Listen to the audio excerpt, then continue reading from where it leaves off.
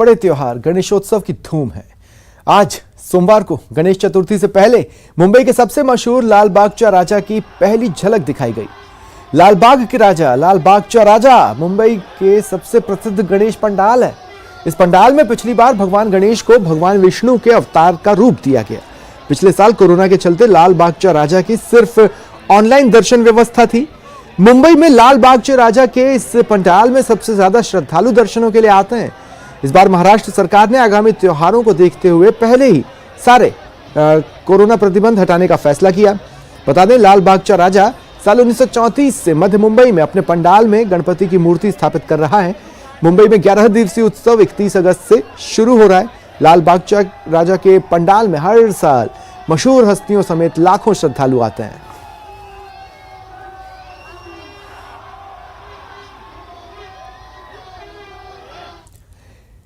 देश में इस बार दिवाली 5G सर्विस के साथ होने वाली है। रिलायंस इंडस्ट्रीज की 45वीं एजीएम में चेयरमैन मुकेश अंबानी ने इसका ऐलान किया। साथ ही रिलायंस इंडस्ट्रीज के भविष्य के लिए अपनी अगली पीढ़ी को कमान सौंपने की घोषणा भी कर दी।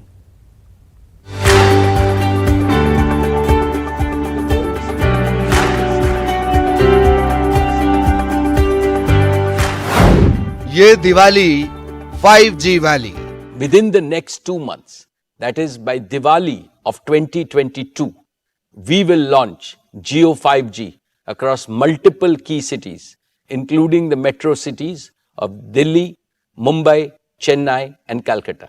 Subsequently, we plan to increase the Jio 5G footprint month after month until by December of 2023, which is less than 18 months from today, to deliver Jio 5G to every town, every taluka and every tehsil of our country. आकाश को जियो, ईशा को retail. Akash and Isha have assumed leadership roles in Jio and retail. They have been passionately involved in our consumer business since its inception. अनंत को new energy का जिम्मा।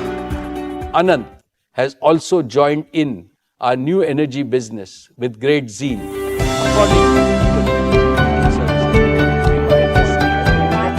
Reliance industries की 45वीं सालाना बैठक में chairman Mukesh Ambani ने वैश्विक संकट के बीच भारत के विकास और स्थिरता के लिए मोदी सरकार के कुशल प्रबंधन और आगामी आर्थिक चुनौतियों से निपटने में व्यावहारिक दृष्टिकोण की सराहना की। उन्होंने इन सभी चुनौतियों के साथ रिलायंस इंडस्ट्रीज के समग्र विकास के बारे में बताया। Reliance has continued to make all-around progress across its businesses. Our company became India's first corporate to cross $100 billion in annual revenues. Reliance's consolidated revenues grew 47% to 7.93 lakh crores or $104.6 billion. During the year 22, Reliance continued to be the largest taxpayer in India. Reliance added 2.32 lakh jobs across all its businesses, with Reliance Retail becoming one of the largest employers in the country. इस मौके पर जियो के बढ़ते network और व्यापार की जानकारी जियो telecom के चेयरमैन आकाश अंबानी ने विस्तार से दी। बढ़ेगा इंडिया तो बढ़ेगा इंडिया।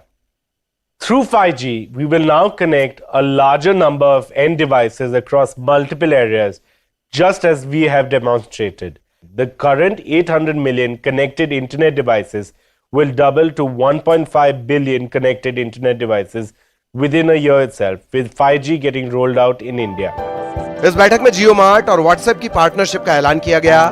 रिलायंस रिटेल वेंचर्स की निदेशक ईशा अंबानी ने इसका डेमो भी दिखाया। ये शॉपिंग एक्सपीरियंस को बिल्कुल अलग लेवल पर ले जाएगा। As we expand our presence to cover the entire country, serving over 7,500 towns and 5 lakh villages in the next 5 years. AGM में ईशा अंबानी की ओर से रिलायंस फाउंडेशन के सामाजिक कार्यों के बारे में बताया गया। साथ ही उन्होंने पेरिस 2024 ओलंपिक के लिए भारत की तैयारियों में अपनी भागीदारी की जानकारी भी दी। It is very exciting that through this partnership, we will be hosting the first ever India House at the upcoming Paris 2024 Olympics. This will be a great opportunity to showcase India's immense talent, potential, and aspiration to the Olympic world. इस दौरान मुकेश अंबानी ने Reliance industries के लक्ष्यों और 10 मूल्यों के बारे में भी बताया। उन्होंने कहा कि रिलायंस समूह प्रधानमंत्री नरेंद्र मोदी के डिजिटल भारत के विजन और मिशन को पूरा करने के लिए काम कर रहा है। साथ ही रिलायंस O2C में अगले 5 सालों में 75,000 करोड़ रुपए का निवेश करेगा। हमारा नया एनर्जी बिजनेस भारत को ग्रीन एनर्जी का शुद्ध एक्सपोर्टर बनने में मदद करेगा। रिलायंस भारत को न्यू एनर्जी प्रोडक्शन में वर्ल्ड लीडर और चीन से ज्यादा भरोसेमंद ऑप्शन बनाना चाहता है। साथ ही भारत के 5 ट्रिलियन इकोनॉमी को पूरा करने में भागीदार बनने के लिए प्रतिबद्ध है। Bureau report, news 18 network.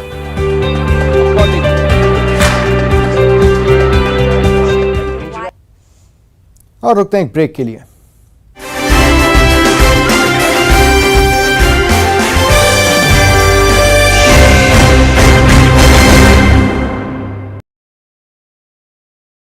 में एक युवक बाइक सहित गिरा पड़ा है।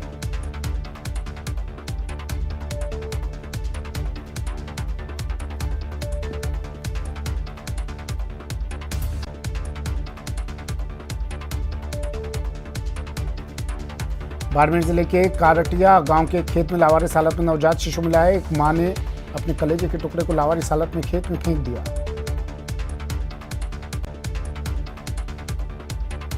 बाड़मेर के समदारी कस्बे में 4 नकाबपोश बदमाश चाकू और धारदार हथियार की नोक पर घर में घुसे और सोने चांदी के जेवर लूटकर फरार हो गए।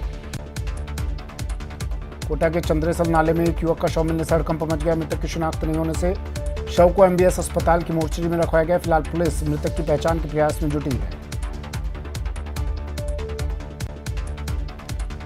अजमेर के श्रीनगर थाना क्षेत्र के लवेरा गांव में पानी की हौद में गिरने से 4 लोगों की मौत का मामला गहराता जा रहा है। घटना की निष्पक्ष जांच और उचित मुआवजे की मांग को लेकर कल शाम से ग्रामीणों ने नसीराबाद अस्पताल के बाहर रास्ता जाम कर धरने पर बैठे हैं। कोटा में शातिर चोरों ने रात के अंधेरे में वारदात को अंजाम देकर मास्टर चाबी से ट्रक चुरा लिया। ट्रक चोरी की वारदात के बाद अनंतपुरा थाना पुलिस हरकत में आई और ट्रक चुराने वाले 2 शातिर चोरों को धर दबोचा। लखनऊ मंडल के मानक नगर स्टेशन पर नॉन इंटरलॉकिंग कार्य के चलते कोटा मंडल से होकर गुजरने वाली कुछ गाड़ियों को निरस्त किया गया है। रेलवे विभाग में यात्रियों से अपील है कि वो यात्रा से पहले स्टेशन पर या ऑनलाइन जानकारी प्राप्त कर ही यात्रा करें।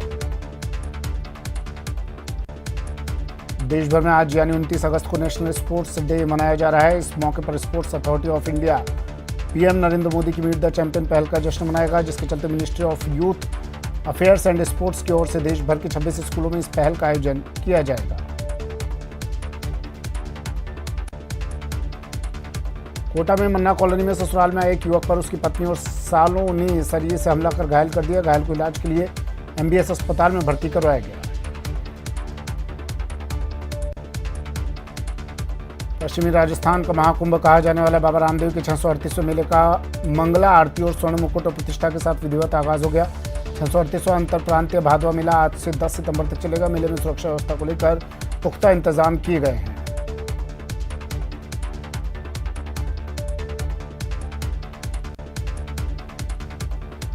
भादवा सुदी बीज के मौके पर लोक देवता बाबा रामदेव के गुरु बालीनाथ महाराज की मसूरिया की पहाड़ी पर स्थित तपोस्थली मसूरिया बाबा मंदिर में आस्था का सैलाब उमड़ पड़ा। आज बीज के मौके पर सुबह आरती के दर्शन करने के लिए भारी संख्या में श्रद्धालु पहुंचे।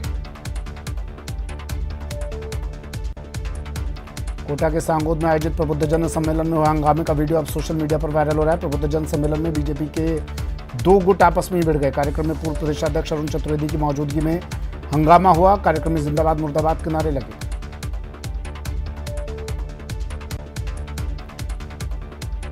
लोकसभा स्पीकर ओम बिरला के सूरीनाम दौरे के दौरान स्पीकर ओम बिरला के नेतृत्व में भारतीय संसदीय दल सूरीनाम की यात्रा पर है। सूरीनाम दौरे पर पहुंचे स्पीकर ओम बिरला ने सूरीनाम के राष्ट्रपति चंद्रिका प्रसाद संताकी से राष्ट्रपति भवन में मुलाकात की। भरतपुर में राजीव गांधी ग्रामीण ओलंपिक खेलों की शुरुआत चिकसाना के राजकीय उच्च माध्यमिक विद्यालय से की गई, जहां प्रभारी मंत्री रमेश मीणा ने कार्यक्रम की शुरुआत की।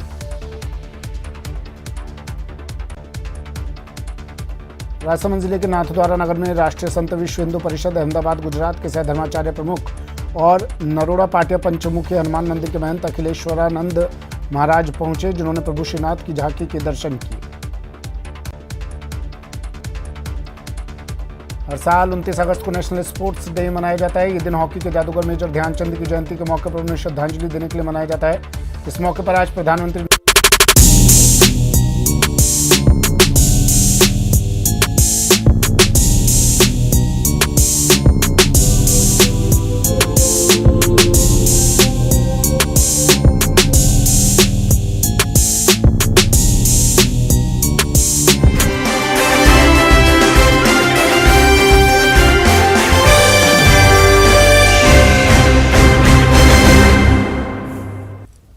देखिए कुछ लाइव तस्वीरें मिल रही हैं। मुख्यमंत्री अशोक गहलोत जोधपुर दौरे पर हैं। आज एक संस्थान का 125वां स्थापना दिवस है।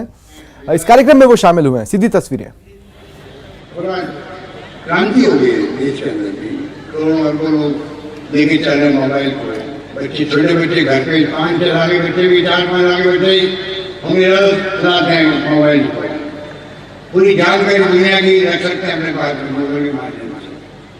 अब भाई कितनी क्रांति हो गई। इस क्रांति में हिस्सेदारी बनने के लिए जरूरी है हर बच्चा, हर परिवार का एक भी बच्चा बिना शिक्षा के नहीं रहे, बिना शिक्षा के अंधेरा जीवन के अंदर ये हम लोगों को पैसे देने चाहिए। तब जाकर के मैं समझता हूँ कि राजस्थान के अंदर भी हम लोग बहुत आगे बढ़ेंगे। संभावना बहुत शानदार है।